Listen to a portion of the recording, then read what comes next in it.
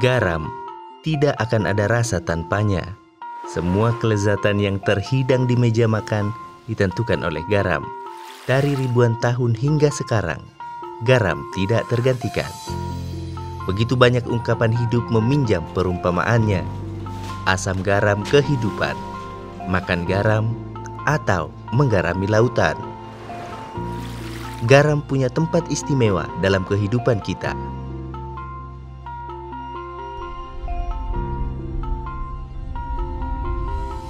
Sebagai negara dengan garis pantai terpanjang kedua di dunia, Indonesia memiliki potensi besar sebagai produsen garam dunia. Hal ini didukung dengan posisi geografis Indonesia yang berada di garis khatulistiwa. Tetapi, garam sering tidak menceritakan kisah manis, melainkan rasa asin, yaitu perjuangan para petani garam dalam menghadapi alam, tengkulak, dan industri garam skala besar. Tetapi, sebagaimana garam yang selalu memberi kejutan rasa, petani garam pun senantiasa menerbitkan asa. Usaha yang telah diwarisi dari generasi ke generasi akan bertahan dengan ketekunan dan inovasi. Dan kali ini, kisah inspiratif itu akan membawa kita ke Kabupaten Probolinggo, Jawa Timur. Kita berkenalan dengan Bapak Suparyono. Assalamualaikum warahmatullahi wabarakatuh. Nama saya Suparyono, alamat saya Kalibuntu, Blok Landangan, Kecamatan Keraksaan, Kabupaten Probolinggo, Provinsi Jawa Timur. Saya selaku Ketua Kelompok Kalibuntu Sejahtera 1 yang telah berdiri sejak 2011 sampai sekarang, yang masih eksis membidangi, menekuni garam grosok atau garam halus yang masih dalam proses. Jadi usaha kami adalah di bidang perikanan, terutama di bidang garam. Kita mulai merintis dari 2011 sampai sekarang. Kita pertamanya cuman petani penggarap, terus naik level menjadi pemilik penggarap, serta mengkoordinir teman-teman yang selalu menjual garamnya kepada pedagang-pedagang yang sedikit nakal. Makanya kita handle dan kita perkuat kelompok, sehingga petani Kalibuntu khususnya itu sekarang sudah mulai maju, sudah bisa mengatur harga sendiri. Kalau kemarin sebelum kita membuat kelompok itu harga bukan petani yang mengatur, pedagang yang mengatur. Nah sekarang alhamdulillah petani yang sudah bisa mengatur masalah harga terkait, yang penting kualitasnya bagus lah. Untuk sampai pada titik seperti sekarang ini, perlu perjalanan panjang penuh perjuangan. Sebagaimana para petani garam lainnya, Pak Suparyono dan anggota kelompoknya juga menghadapi berbagai kendala dalam menggarap usaha garam, terutama faktor alam yang memang berada di luar kuasa mereka. Kalau kendala tambak garam sih, sebelum kita punya inovasi itu banyak sekali. Satu, faktor angin. Faktor angin yang terlalu kencang, seperti halnya angin Selat Madura terlalu kencang, ataupun angin selatan yang begitu kencang, itu mempengaruhi kepada faktor terjadinya kristalisasi. Biasanya menjadi bulatan-bulatan besar, itu jadinya nanti kecil. Kenapa? Jadi halus, karena arus sudah terlalu kencang. Maksimalnya garam itu kan arusnya landai, cahaya, sinar cahaya panas, nah, terjadinya kristalisasi yang maksimal. Kalau sudah anginnya kencang, arusnya kencang, otomatis cahaya yang berasa panas, yang panas itu berasa dingin di situ. Kalau sudah panas tapi anginnya kencang, pasti berasanya dingin. Nah di situ itu faktor satu, faktor angin. Kedua, faktor hujan. Biasa sudah lumrah, mulai dari hulu sampai hilir. Petani garam mengeluhkan terkait hujan. Kalau sudah hujan, mereka bingung semua. Tantangan alam yang dihadapi tersebut tentu berpengaruh pada hasil yang didapatkan. Perlu proses panjang untuk menemukan metode yang tepat untuk mengoptimalkan hasil dari tambak garam. Pak Suparyono dan anggota kelompok Kalibuntu Sejahtera 1 atau KS1 telah melakukan berbagai metode untuk meningkatkan produksi mereka. Pertama kalinya sistem yang dianut oleh petani garam khususnya Kalibuntu, yaitu sistem Maduris, sistem yang sudah lama. Makanya saya tertarik sekali untuk mengaplikasikan di daerah sini khususnya Kalibuntu, yaitu sistem Portugis. Dari sedikit lemah menjadi kencang. Bahasanya istilahnya kan dari produksi yang biasanya pendapatannya 5 atau 4 sampai 5 ton. Nah, kita dengan sistem Maduris, makanya kita ubah dengan sistem Portugis, yaitu pendapatannya berubah menjadi 7 sampai 10 ton. Dengan sistem-sistem yang sudah kita pelajari dan sudah dikasih bimbingan teknis oleh Dinas Perikanan Kabupaten Probolinggo yang tidak bosan-bosannya membina kami. Alhamdulillah sudah menikmati hasilnya. Sehingga perubahan sekarang di Kalibuntu sangat-sangat drastis. Termasuk mulai dari kualitas, kontinuitas, itu sangat-sangat berubah sekali daripada tahun-tahun sebelumnya. Harapan dan kegagalan tentu saja dialami oleh Pak Suparyono dan kelompok KS1 dalam menerapkan berbagai sistem. Untuk memaksimalkan hasil, butuh perjalanan panjang sebagaimana penuturan Pak Suparyono untuk menemukan sistem yang tepat. Awal mula cerita begini, kita pernah panen. Mendung kita panen. Kita ngomong, ayo kita panen terlebih dahulu, ini sudah mendung. Ternyata apa? Di sela-sela panen tidak nutut, hujan deras, hujan sudah. Dan di selatan saya itu ada orang hajatan yang istilahnya ada dangdutannya lah, ada hiburannya di situ. Yang di sana tertawa bahagia, dangdutan tetap dangdutan karena meskipun hujan deras tetap dangdutan. Nah, kita menangis sengsara karena hujan di situ. Kita sambil narik garam, masukkan garam sambil nangis. Sementara di selatan saya itu tertawa terbahak-bahak. Sampai wois, akhirnya saya berpikir, loh enak ya kalau di seperti itu. Akhirnya saya memberhentikan teman-teman, sudah kita berhenti sejenak. Akhirnya teman saya ngomong, loh Cak, ayo kita sekarang percepat untuk memasukkan ini garam ke karung biar tidak habis. Saya bilang enggak apa-apa habis. Nanti insya Allah lebih dari ini gantinya, asalkan kita lihat terlebih dahulu. Pengalaman selalu menjadi guru terbaik.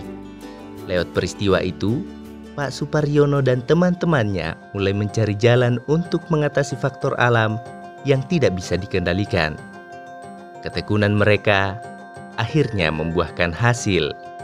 Nah, kita berpikir dengan luasan kami 50 kali 12 kali 50, bagaimana caranya untuk menutupi?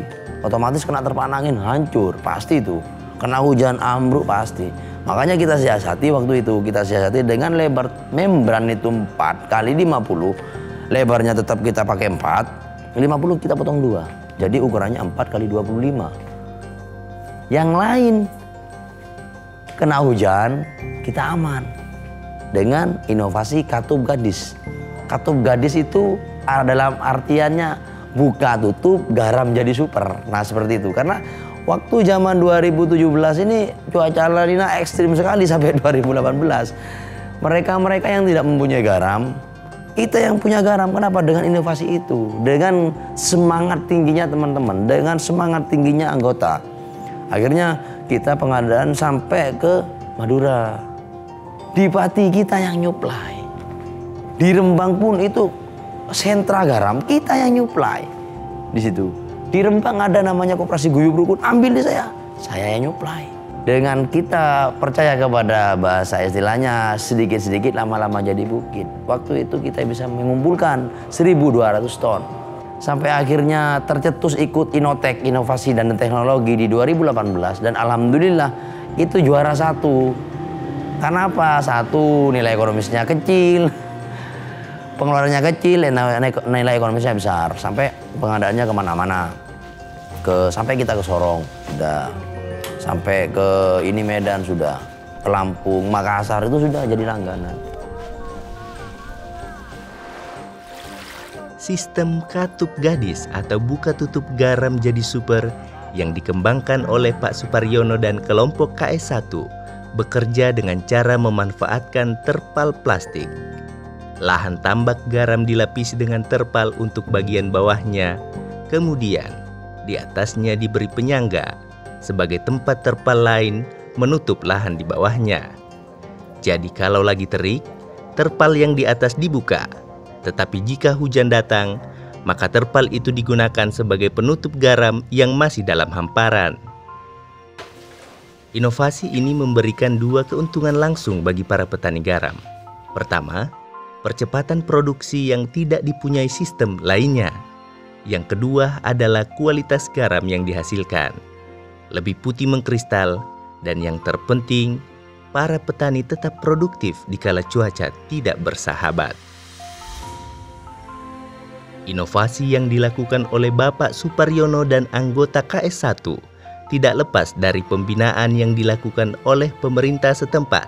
Katup Gadis merupakan teknologi yang aditif tambahan dan sebelumnya merupakan inovasi daripada pembaruan daripada tambak garam yang seperti menggunakan teknologi ulir filter, kemudian juga bangunan geomembran, dan juga ada sarana prasarana untuk menaungi bila musim hujan bisa dibuka dan ditutup ini.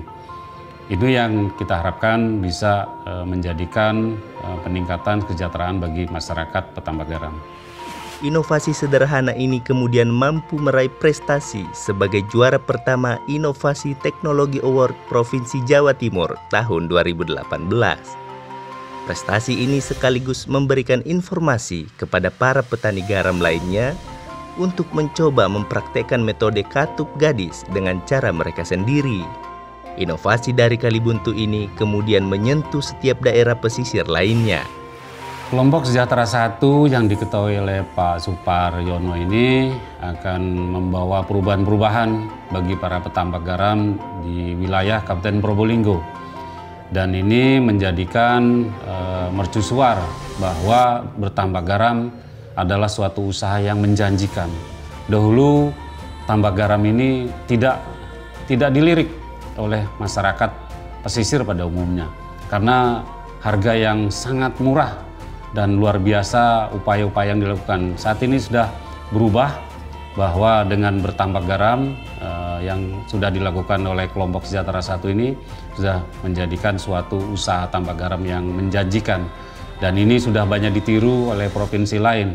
Sebagaimana disinggung oleh Pak Suparyono, inovasi sederhana ini kemudian mampu meraih prestasi sebagai juara pertama Inovasi Teknologi Award Provinsi Jawa Timur tahun 2018. Prestasi ini sekaligus memberikan informasi kepada para petani garam lainnya untuk mencoba mempraktekkan metode katup gadis dengan cara mereka sendiri. Kalau kita, kelompok kita, alhamdulillah sudah diikuti beberapa daerah lain, termasuk Pati sudah menerapkan on off ini juga, termasuk namanya tunnel, terus gondol, terus kuanyar, itu terus di desa-desa kita pun sebagian Kabupaten Probolinggo sudah menerapkan. Terus disupport oleh pemerintah pusat, yaitu provinsi mengucurkan yaitu namanya rumah garam. Sama sistemnya dengan kita, yaitu on off itu sama, aman dari hujan. Setelah inovasi berhasil memecahkan kendala produksi yang selama ini mereka hadapi, Pak Suparyono dan kelompoknya harus menemukan solusi untuk masalah lainnya, yaitu permodalan. Apalagi mengingat usaha yang ditekuni sangat sulit untuk mendapatkan akses perbankan. Jadi kalau masalah permodalan sih pasti itu, terkendala itu pasti. Karena tahun-tahun sebelumnya kita sulit, petani garam itu sulit sekali untuk mendapatkan modal untuk mengembangkan usahanya, itu sulit sekali. Kenapa? Mungkin prediksi mereka karena musim garam itu musiman lah, 6 bulan sekali. Atau mungkin harganya yang tidak seberapa. Tapi saya yakin dengan harga nggak usah muluk-muluk, harga garam jangankan sekilo itu 2.000, jangan. 1.000 rupiah atau 500 atau 750 perak per kilo. Insya Allah kita sudah sejahtera. Apalagi sampai tahun kemarin 16-17 itu La Nina itu sampai 3.000 atau sampai saya pernah jual 6.000 per kilo. Kendalanya di permodalan, yaitu perbankan tidak menerima. Perbankan tuh kayaknya masih kurang percaya lah kepada petani-petani garam, ya mungkin ya anggapan mereka ya sebegitulah atau mungkin seperti apa. Untungnya, Pak Suparyono mendapatkan akses modal yang dikucurkan oleh Kementerian Kelautan dan Perikanan melalui Badan Layanan Umum Lembaga Pengelola Modal Usaha Kelautan dan Perikanan atau LPM UKP. Jadi awalnya kami pada saat bekerja di BLU LPM UKP sebagai pendamping, itu kami melakukan sosialisasi dalam kegiatan kelompok usaha garam rakyat di Kabupaten Probolinggo. Tepatnya pada saat itu di Ocean Garden. Di sana kami memberikan sosialisasi tentang akses modal LPM UKP, di mana suku bunga yang ditawarkan sangatlah rendah, yaitu 3%. Dan saat itu masyarakat, khususnya kelompok usaha garam rakyat ini sangat antusias dan merasa bahwa informasi itu benar atau tidak gitu. Artinya dengan suku bunga 3% itu suku bunga yang sangat murah dan hampir tidak ada untuk di daerah seperti itu. Nah, akhirnya dari sanalah bermula beberapa kelompok yang merasakan kesulitan untuk akses permodalan ke perbankan, karena pada saat itu ketika usaha garam rakyat ini diajukan ke perbankan, banyak bank yang menolak dengan alasan masa produktivitasnya hanya 6 bulan dan 6 bulannya sudah tidak bisa menghasilkan, sehingga untuk skema kredit atau skim kredit yang ada di perbankan ini tidak ada begitu dengan sistem 6 bulanan. Itulah kemudian tindak lanjut dari kegiatan tersebut, kemudian dari kelompok usaha garam rakyat ini mengundang kami untuk memberikan sosialisasi kepada kelompok di Desa Kalibuntu, Kecamatan Kraksan, Kabupaten Probolinggo. Pak Suparyono sangat merasakan manfaat dari pinjaman yang didapatkan dari LPM UKP. Pengalaman sulitnya akses permodalan dari bank sekarang terjawab dengan kehadiran LPM UKP di tengah petani garam Kalibuntu. Saya tertarik dengan kelompok Kalibuntu Sejahtera 1 ini karena saya lihat kelembagaannya sudah mulai berjalan, walaupun dia masih statusnya kelompok pemula, tetapi pola kelompok yang dilakukan, skemanya sudah berjalan. Salah satunya misalnya kelompok ini setiap kali panen sudah menerapkan sistem kas. Dari hasil garam yang dipanen, itu kemudian hasil penjualannya sebagiannya digunakan untuk kas kelompok.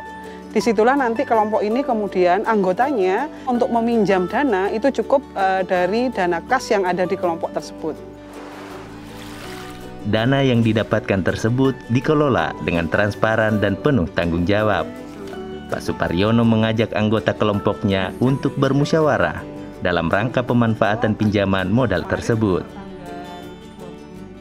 Jadi kelompok tiap-tiap bulan kan ngumpul. Jadi per bulan kita ada kumpul bareng terkait rembukan memasukkan garam atau mungkin rencana mau kemana setelah akhir tahun. Nah, di kesempatan itu kita masuk. Ini ada BLU, ada bantuan dari LPM UKP. Ini bukan hibah, saya terus terang aja. Ini pinjaman, cuman rasa hibah. Suku bunganya kecil sekali. Nah, itu pinjaman, cuman rasa kami rasa hibah. Mereka mengajukan, Cak, bagaimana kalau kita buat gudang sebagian? Karena gudang kita sudah tidak layak. Gudang kita dulu ini kecil. Ukurannya 5 kali 10. Nah sekarang udah, ya alhamdulillah sudah besar, 9 kali 21 di situ. Jadi dengan bantuan LPM UKP ini kita sudah bisa membesarkan gudang dan juga membran. Membran kita pertama 2, papeta kita pakai membran. Dengan adanya LPM UKP, yang satu sisi itu 4, yang ini 6. Jadi sekarang sudah tercover membran semua. Jadi sistem yang ada di LPM UKP dengan kebiasaan-kebiasaan yang ada di sini seperti halnya bank-bank titil atau apa itu jauh sekali. Kalau BLU LPM UKP itu sangat ringan sekali sehingga lawang namanya bantu itu sangat betul-betul membantu. Jadi tarif hidup perekonomian kelompok ataupun petani garam itu terangkat. Keberhasilan kelompok KS1 dalam mengembangkan dana pinjaman dari LPM UKP juga tidak lepas dari sinergi dan kekompakan yang sudah lama terbangun di antara sesama petani garam yang bergabung dengan kelompok tersebut. Mereka punya resep sendiri dalam membangun sinergi. Tip untuk membesarkan kelompok sih sebenarnya dari solidnya kita dan kebijakan tegas dari ketua kelompok sendiri. Nah, kelompok kita itu diwajibkan untuk per 1 kali panen itu ada iuran uang kas namanya. Uang kas 100.000 per 1 kali panen. Sedangkan kita mempunyai 9 anggota. Dari 10 hektar kita mempunyai 9 anggota. Nah, jadi per 3 hari itu panen, per 3 hari panen, per 3 hari panen. Nah, itu ada uang kas. Nah, kelompok terjadinya kuatnya kelompok yaitu karena uang kasnya kuat. Dan pemasarannya pun kita rambah sendiri. Dari kemarin kita ketergantungan kepada pedagang, nah sekarang kita bentuk. Jadi saya sudah jadi ketua kelompok, nanti ada tim berikutnya, ada tim pemasarannya, ada tim lapangannya, ada tim gudang ada. Jadi sama-sama memegang tugas. Nah, disitulah kelompok kita kuat sehingga pada waktu 2018 kita dinobatkan juara 1 Jawa Timur Innotek Agribisnis di bidang inovasi. Inovasi dan prestasi yang ditorehkan oleh kelompok KS1 memacu warga masyarakat lainnya, terutama warga desa Kalibuntu, untuk berbenah. Kelompok KS1 tidak hanya mendorong inovasi di bidang tambak garam, tetapi juga hadir di tengah-tengah masyarakat untuk memperbaiki kualitas hidup mereka dengan kegiatan yang memberikan dampak langsung kepada warga masyarakat. Sekarang kita nggarap lahan, setidaknya kita ada penyerapan tenaga kerja sebagai pemasukan keuangan keluarga untuk daerah sekitar. Dan tiap-tiap kali ada acara, kelompok kita eksis lah untuk menyumbang. Seperti halnya yasinan yang warga laksanakan, kita ngasih, meskipun di situ air mineral kemasan itu 12-15 dus dan telur 1 basket itu pasti. Terus selalu seperti itu. Jadi kelompok kami tetap ke masyarakat itu selalu hadir. Untuk masyarakat itu selalu hadir. Dan apalagi ke depannya ini apabila kita sudah mendapatkan izin untuk memproses garam halus, garam beriodium, maka masyarakat setempat tidak akan jauh-jauh kerja kemana. Pasti masuk ke Kalibuntu Sejahtera 1 untuk memproduksi garam halus. Karena permintaan pasar garam halus sekarang besar sekali. Cuman kami masih belum ada izin, belum ada BPOM. Sehingga kami masih takut untuk mengedarkan. Tapi kita sudah mulai produksi dengan kita jalin mitra di situ. Makanya masyarakat tuh sekarang tuh berubah sekali dengan hadirnya kelompok kita 2011. Sebelum kita badan hukum mereka masih belum berubah. Nah, setelah berbadan hukum mereka sudah mulai berubah sekali.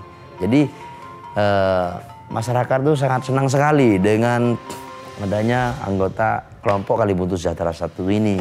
Harapan kami Kalibuntu menjadi sejahtera. Kenapa kita kasih nama Kalibuntu Sejahtera 1? Biar Kalibuntu itu sejahtera semuanya dengan hadirnya kelompok kami. Seperti itu.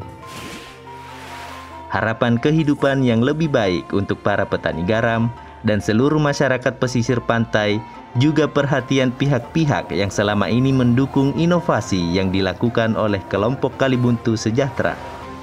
Jadi harapan kami untuk usaha kelautan dan perikanan di Kabupaten Probolinggo, yang khususnya ini para petambak garam, teruslah berinovasi, teruslah berusaha, bahwa garam ini juga merupakan komoditi yang strategis. Jadi Anda semua para petambak garam ini betul-betul menjadi suatu pahlawan ekonomi yang harus terus dilestarikan, dan kita akan terus mendampingi untuk meningkatkan usaha pada umumnya. Sekian dan terima kasih, sukses selalu untuk para petambak garam. Harapan saya untuk Kalibuntu Sejahtera 1 selama kami mendampingi dari tahun 2017, ini kami sudah sangat optimis karena di awal kelompok ini kan belum mempunyai akses pasar yang cukup. Kami sebagai pendamping sudah membukakan akses pasar itu khususnya di pasar di luar Pulau Jawa, dan alhamdulillah hasil produksi garam dari Kalibuntu Sejahtera 1 ini sudah bisa diterima di Sulawesi, di Sumatera, di Irian Jaya, dan juga di Kalimantan. Di sini juga kami juga berharap ke depannya karena memang garam ini harganya cukup fluktuatif. Harapan kami di Kalibuntu Sejahtera 1 ini bisa mengolah garam sendiri, khususnya menjadi garam konsumsi. Dan saat ini di tahun 2020 sudah mulai berproses untuk membuat garam konsumsi dengan merek KS1, namun sekarang masih dalam proses perizinan. Nah, ini harapannya ke depan kalau ini sudah bisa diproduksi sendiri, nantinya kelompok Kalibuntu Sejahtera 1 ini tidak akan terfokus hanya pada penjualan garam grosok, tetapi juga sudah bisa menghasilkan garam konsumsi yang bisa dikonsumsi oleh wilayah masyarakat di wilayah Kabupaten Probolinggo khususnya.